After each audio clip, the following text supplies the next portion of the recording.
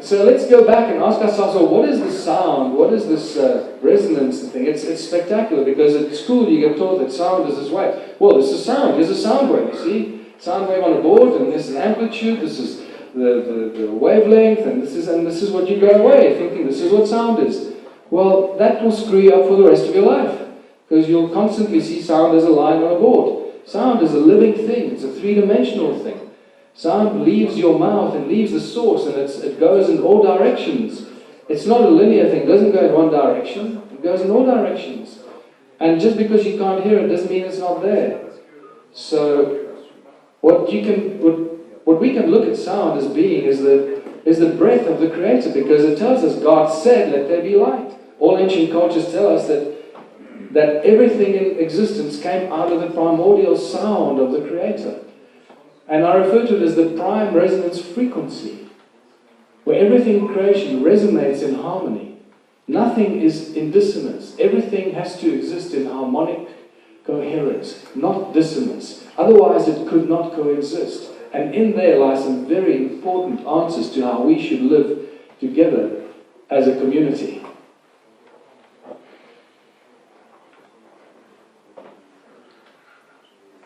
And I believe this is what Gene Roddenberry was trying to tell us in Star Trek for nearly 60 years now, about the prime directive.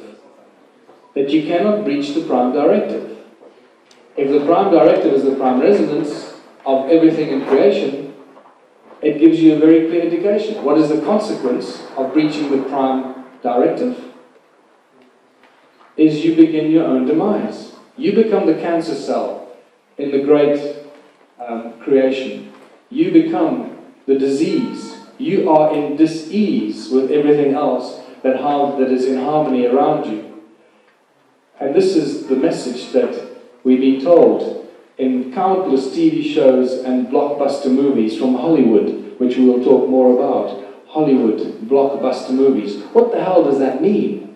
Where did they come up with the name Hollywood? Where does the word blockbuster come from? Why do they come up with these names? This is not all coincidence. This is all very neatly and carefully planned as subliminal control of humanity. This rabbit hole is deep, people. If you think that you've figured out how deep this rabbit hole goes, you've been fooled. Very recent understanding of ancient technology will reveal how incredible sound is. But for us to understand ancient technology, we have to understand the source code. And the source code is what I refer to as the primary frequency, or the primary resonance, the breath of the Creator. If we don't understand the source code, we'll never understand how it all fits together. And in there lie the answers to all of our sciences, all of the quantum physics, all of the astronomy, all of the spirituality, all comes from this. So let's look at a few aspects of sound. Sound levitates, it boils water, it creates light, it creates DNA. Sound heals and destroys pathogens. Sound moves beyond the speed of light, one of the best kept secrets in physics. And sound makes things disappear, makes things invisible. And it energizes water, and the air we breathe is the sound as well. And it's a precursor to electromagnetism. So God said, let there be light. So first there was the resonance, and then the electromagnetic universe as we know it came into existence.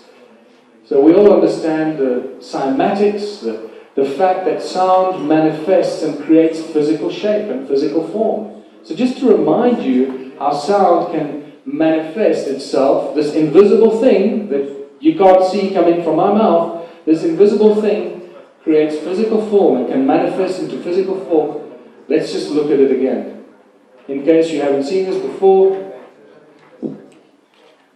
just watch the volume on this, because could be quite loud.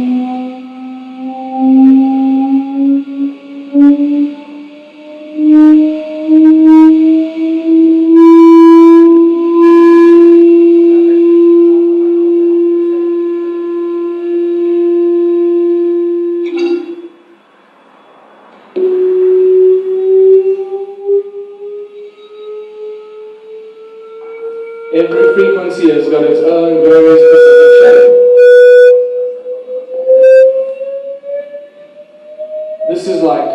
one understanding of sound.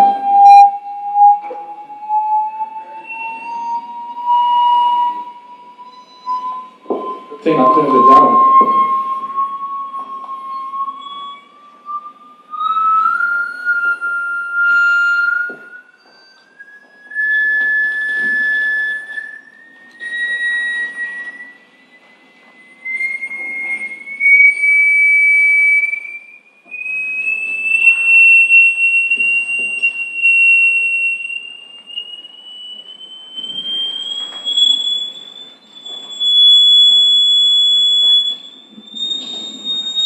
You start approaching about 16 kilohertz up there. Just close your ears if it hurts your ears. And the higher the frequency, the more complex the pattern. This is what you've noticed, right? So it's very important to realize and recognize that. And eventually it will get to frequencies that you cannot hear with your ears, and yet the patterns keep changing. They'll continue changing until they get so complex that the sand, the grains of sand or the salt is too large to form the actual patterns. That's what happens here. You'll get to a frequency or frequency range, especially when you get into the ultrasound and the very high sound frequencies. The sand grains are too large to actually show the formation. That's how complex and intricate this thing is. It's truly spectacular. But just to show you how powerful our voice is, the human voice, how many sounds we can create with our human voice. This is a spectacular example. And I just happened to meet, and I forget Eric's surname now, and he lives in Ashland, Oregon, and he's the creator of the Cymoscope, where you can actually see how the human voice creates infinite number of physical forms as you speak, manifesting physical shape with your sound and your voice. It's called the Cymoscope, and now remember, you're looking at a 3D event, a sphere in two-dimensional representation. Millions and millions of shapes coming out of your voice.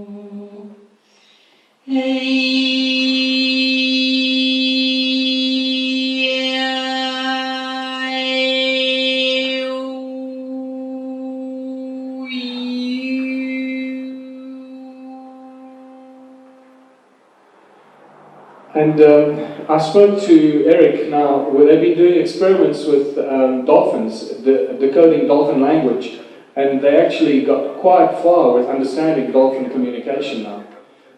Dolphin words and expressions, and the amazing thing is that when they communicate with each other, when they throw, for example, they throw, I think it was a duck or something, a rubber duck into the water, and they pick up the sound that the dolphins make referring to the duck, it comes up as the image of the duck.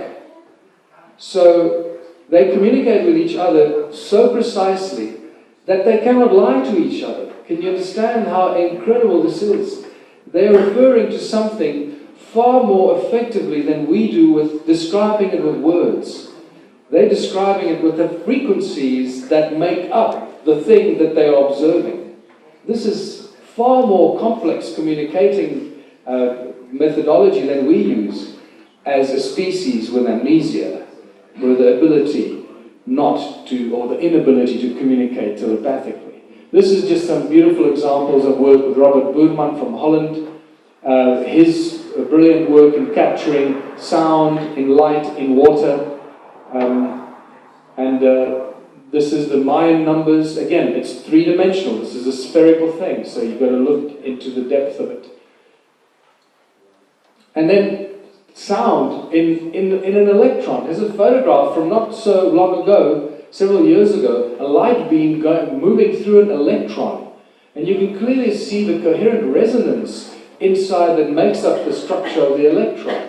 So you can see this resonance from the largest to the smallest elements in our creation, understanding of creation. The original people of Australia, not the Aboriginal, this is again another one of those tricks that's been played on humanity. You'll notice that our authorities are calling native people of a country, the traditional people of a country, the Aboriginal people. They're using it more and more, as opposed to the original. And that's being used to destroy their credibility as in the original people, like normal or abnormal. Original, Aboriginal. So please don't refer to people as Aboriginal, refer to them as the original people of a place. It is far more accurate that way. And you're not using the power of words to destroy the situation, the energy that goes around. And this is, everything's about energy, right? So they talk about time began when the supernatural beings awoke and broke through the surface of the earth. They moved about the earth, bringing into being the physical features of the landscapes. And they did this all with 3 sacred songs. So what have we got here? They broke through the surface of the earth. Think of the earth as a metal plate, the sand on a metal plate, and moved about the earth, bringing into physical features, the landscapes. They're describing cymatics. They're describing something happening on the surface of the earth through sound. And this is a great example here. Hans Jenny's brilliant work, how powder, this is not a liquid or a gel, this is powder on a metal plate, and how it behaves with sound. This goes back to the 60s already. And notice, as the sound plays, how the powder creates mountains and valleys. And imagine this over millions and millions of years, creating the landscapes of planet Earth. Circular shapes appear, but these are in a state of continuous upheaval. The particles are pushed outwards from the center and inwards again from the outside. And at the same time, they pulsate.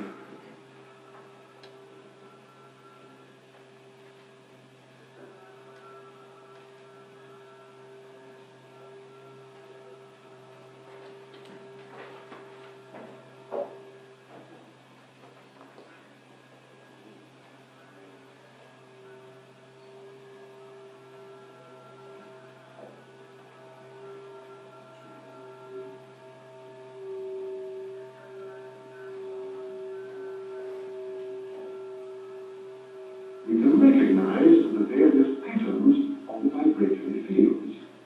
They move to and fro, unite, and separate again according to the vibratory state of the surface formed by the membrane. We can, as it were, move over a landscape which is in a state of vibration. If we intensify the note, if we produce a crescendo for the ear, the masses are hurled outwards. We see fountains, eruptions, explosions almost. Invariably, the particles return to the center. So that here again, even under these violently dynamic conditions, we find there is circulation. You can just imagine the surface of the planet being formed through the vibration that comes from the center of the earth. Because we know the earth rings like a bell. Nikola Tesla told us this, and many other wise men have told us this.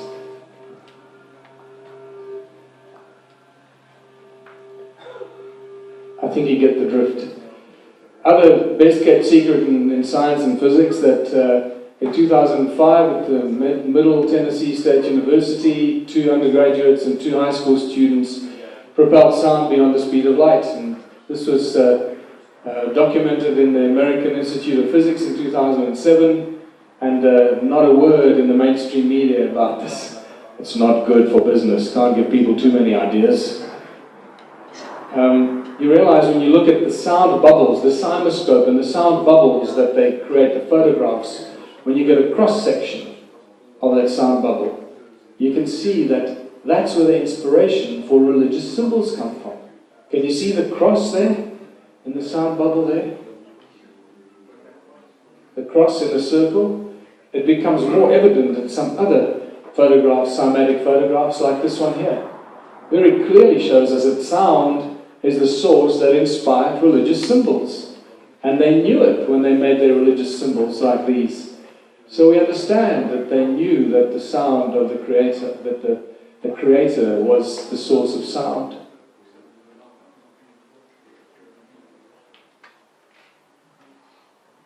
Even the medicine wheel in Native American culture is a cross and a circle, telling us that they understood that sound heals and sound can cure all disease. Sound is a tool and technology. It's all around us. We use it all the time, but we hardly even think about it. Royal Raymond Rife in 1931 was voted the man that found the cure for all disease. What did he use? He used prime resonance frequency to destroy cancer cells or anything else. There's his universal microscope. I was fortunate enough now, when I was at this universal microscope, was the first time that they could actually look at living cells under a microscope. Because if you use an electron microscope, it actually kills the cells. And I was fortunate enough now, when I was in Sedona, Arizona, I actually held Royal Raymond Rife handwritten book on all the disease and all the frequencies in there. I photographed it, I put it out on my Facebook, and people started going crazy. It's all there. I've seen it in my own eyes. It's not disappeared. It's still, it exists. It's in the private collection. So it's all about the prime resonance frequency, because everything has its own prime resonance frequency, and this is how it coexists in coherent resonant harmony. This is the prime resonance frequency of everything in creation. And if it's not in coherent harmonic resonance, it is in dissonance, it is in dis-ease, and this is why we get sick. Think about this. The cells in your body don't compete against each other. Your skin cells don't compete with your liver cells. Your liver doesn't compete with your kidneys. Your kidneys don't compete with your stomach. Your stomach doesn't compete with your heart. They all work in coherence and in harmony for the greatest benefit of the whole organism, your body.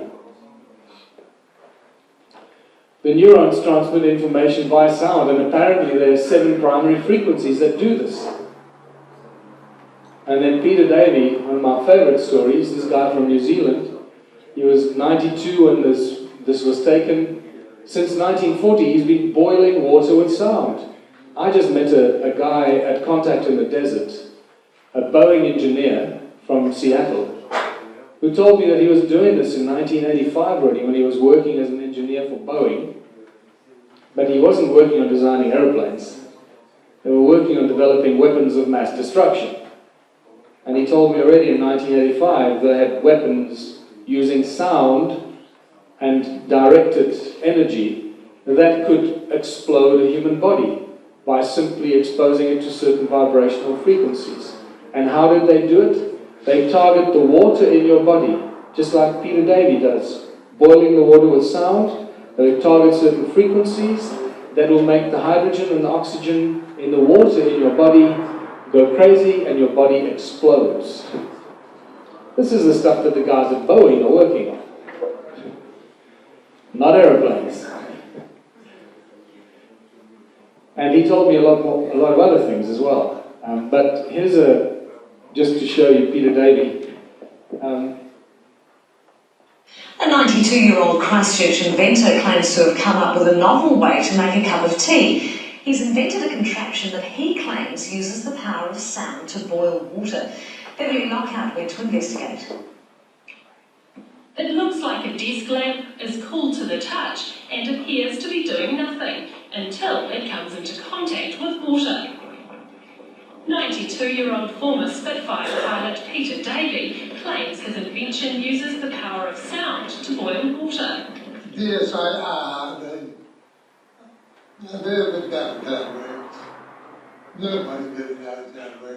Davey believes high-frequency sonic vibrations emitted from within the silver bulb cause the water to boil.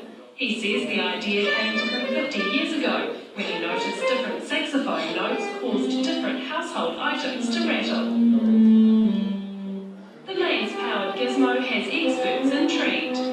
Okay, I'm going to stop it there because they go to some hick professor at the university who just got no idea what he's talking about. So anyway, unfortunately, Peter Davey took the secret to his grave about 3 years ago when he died. But I just met a guy in Sydney who showed me the same device. And it works. He's boiling water with sound. He's already sent me the drawings and everything. And guess what? You can run that from a solar panel and a car battery, 12 volts and an inverter or a converter to AC, and you can boil water with a little device. So, what is that giving us? Unfortunately, Peter Davey was concerned about a device for making cups of coffee and tea. You know, he didn't realize that he's actually solved the global energy crisis. Because today, we burn coal, or we use advanced technology like nuclear fusion to boil water, so that we can get steam to drive hydro turbines or to drive turbines, steam turbines, to give us electricity. So now we can eliminate the nuclear stuff and using coal to pollute our beautiful planet, and we can use a few of these little gizmos and we can boil water to create as much steam as we bloody well need. And in a sense, we've got ourselves a free source of energy, because the water we boil doesn't get used up, it just gets recycled. So we're not desecrating the planet, we're using the gifts that we were given for our own benefit. So this is what I'm very excited about sharing a source of free energy with the world, and I believe this is it. Because we as a species are not going to get a source of free energy. Look, free energy is the biggest thing on everyone's minds right now. Everyone's looking for free energy.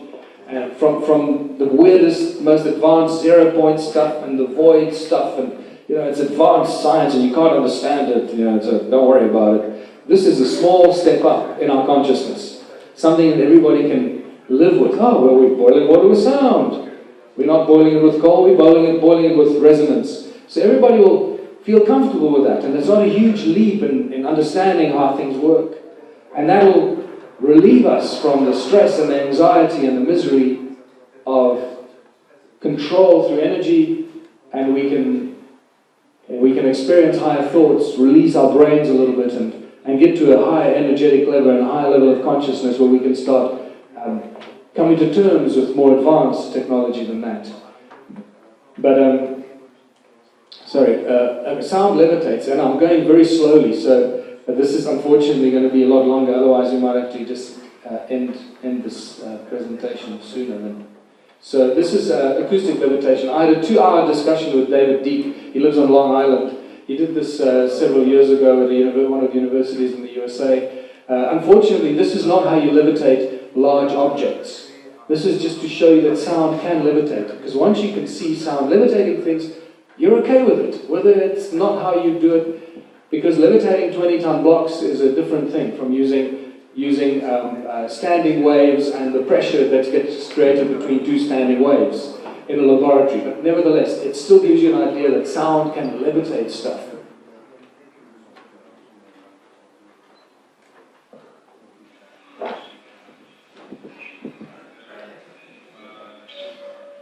And he told me that it is so sensitive that the slightest frequency change makes them pop up and down, tumble, spin. He could make them do anything he wanted by the slightest maneuvering of the frequencies.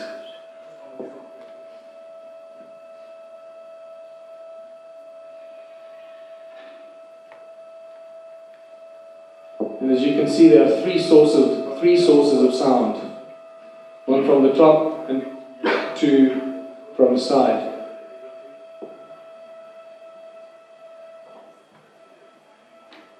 Could that have something to do with being able to manifest things? Is that connected to the Holy Trinity? I'll leave that up to you to try and figure out.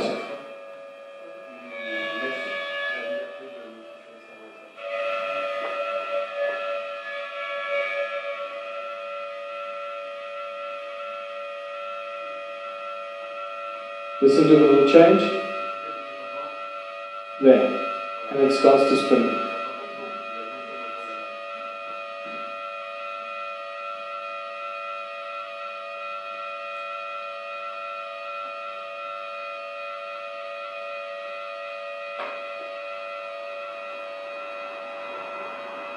Okay, I'm going to speed up a bit. John Keely levitated stuff in 1888 in Philadelphia. Giant metal balls, and he could drill holes into rock, precision holes, as deep as he wanted, as wide as he wanted, with sound. And all that information has been removed.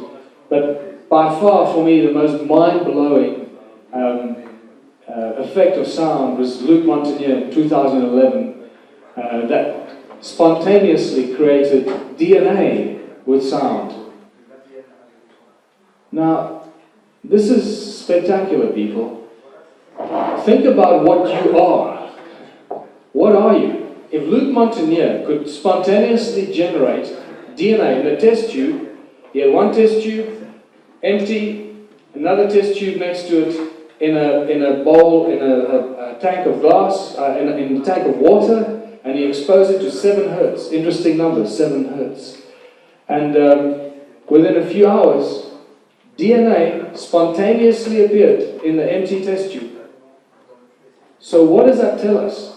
That not only can we manifest things with sound, but we can manifest very complex, encoded molecules like the DNA that are encoded with all the knowledge and complex information for the building of an entire human body, with all the physiological side effects that are encoded in that DNA. We are walking, talking transmitters and receivers, because every cell in our body, especially in your skin, every nucleus has got a DNA molecule in it and chromosomes in it that are receptors, receivers, and transmitters. And that brings me to the magnetron. Magnetron technology, and it's called resonant cavity magnetron. Resonance means resonance, sound, creating huge amounts of energy. Magnetrons are in laser beams, they're in microwaves, and a laser beam can be benign. Look, it doesn't kill me, right? But if I do this with something else, it'll burn a hole right through my brain. It's all magnetron technology. Certain laser beams can cut metal in a split second. And this is very powerful technology, all to do with resonance.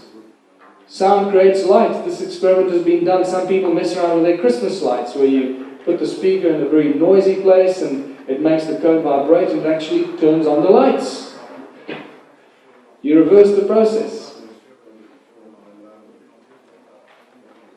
Daniel Nunes in New York creates these donut-shaped vortex coils, and by putting sound into the center, he generates so much energy that he converts gas into plasma. This is spectacular. A little puny little copper coil, donut-shaped coil, and this tells us that sound is the ultimate source of free energy. Because if sound and the resonance of the Creator is responsible for everything in creation, we should be able to use sound for everything in our reality.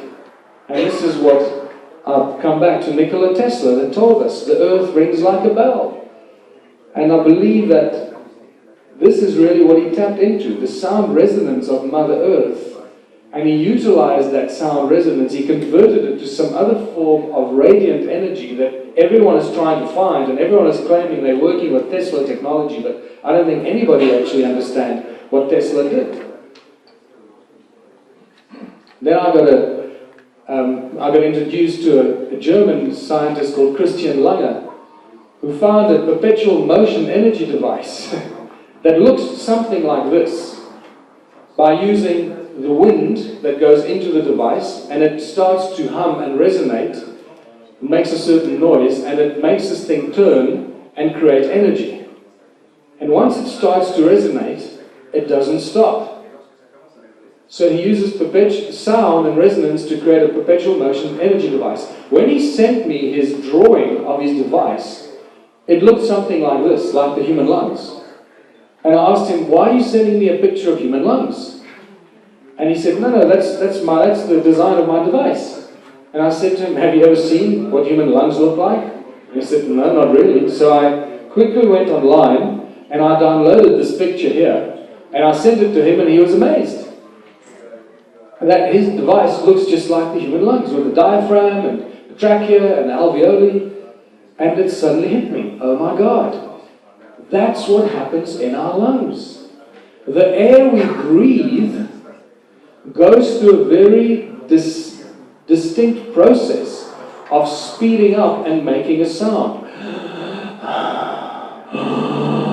There's a sound we make when we breathe. It is not a quiet process. When the air goes into the trachea and moves through the pipes, ever decreasing size of pipes until it reaches the alveoli, it keeps speeding up.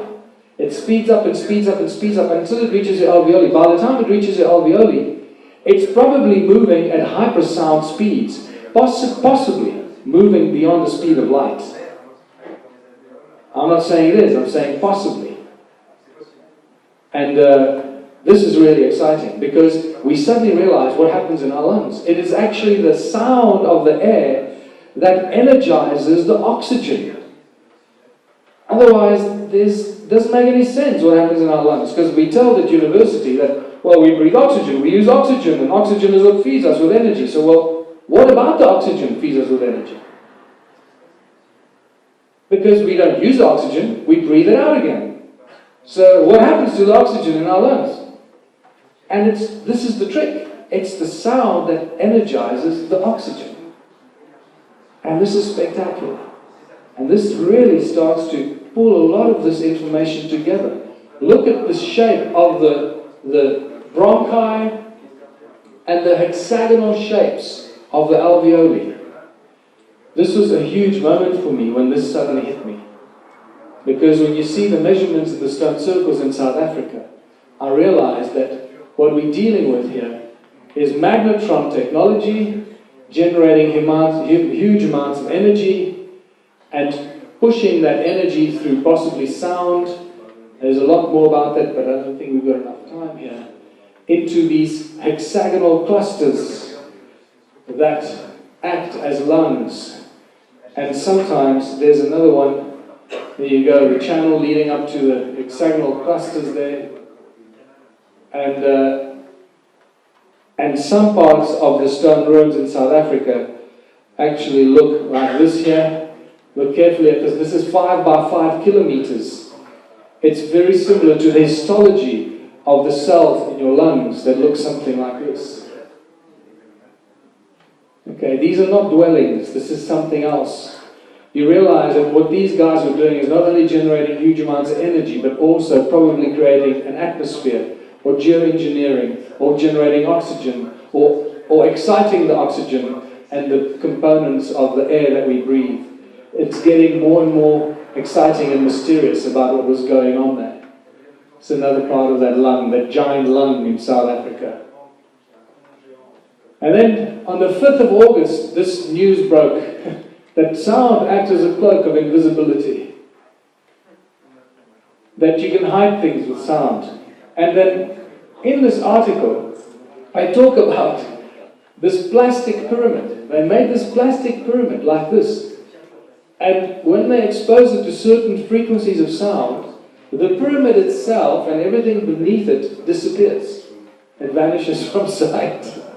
And you go, remember, you expose it to a certain sound, and it disappears. And that makes you think. Look at that shape.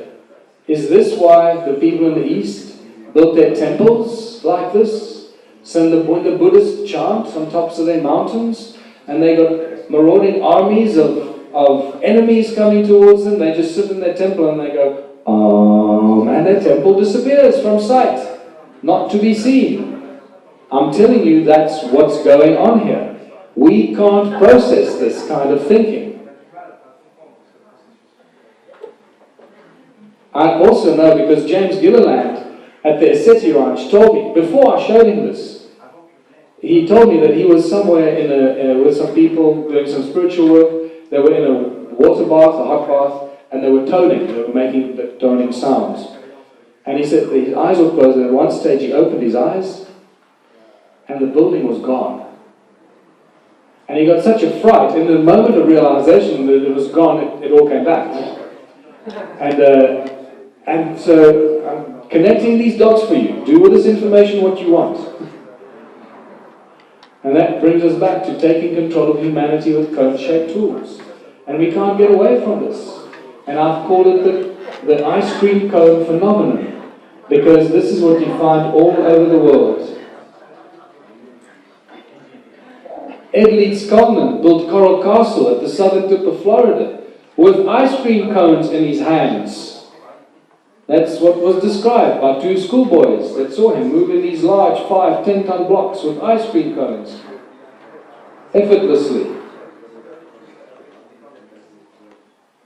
Coral Castle is impossible. You can't chisel the coral. It splinters. You have to use very advanced technology to cut it. Very advanced saws to cut it. These cone-shaped tools like these I've been picking up around the stone ruins in South Africa, Botswana, Zimbabwe, and you start seeing these cone-shaped tools everywhere. This is from an ancient iron mine in England. Egypt is full of cone-shaped tools. Unfortunately, our poor Egyptologists have no bloody idea what they're for. The Native American medicine men used cone-shaped tools in the kivas, in their ceremonies. What do they do with them? They hit them together to make a sound. Great Zimbabwe, the main feature is a giant cone facing the sky. And there are many smaller cones in the ruins around it. All the other ruins around Great Zimbabwe, each one has a cone, either inside or outside of it, facing the sky. Even in Australia, I was given a cone-shaped tool by a woman that has been collecting them. And then I found these amazing cone-shaped tools in the Rosicrucian Museum in San Jose. The amazing thing about this is that they're filled with cuneiform text, telling us that these cone-shaped tools commemorate the building of the temples of Sumer. Specifically, one of them mentions the building of the temple of Inanna with cone-shaped tools. And suddenly we have a connection.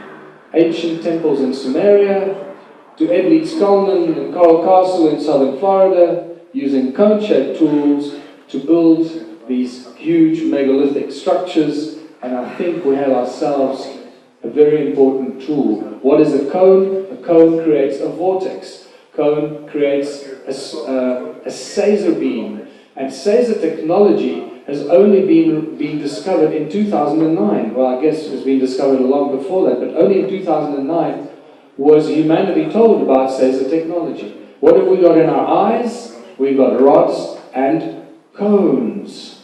And suddenly you realize, oh my God, this is it. Our ability to do things with our eyes has been shut off. We should be able to do all kinds of stuff because our eyes, our optic nerve is connected to our pineal gland. And because our pineal gland has been severely traumatized, we can't use our eyes the way that Superman could. And we should all be supermen and women doing amazing things.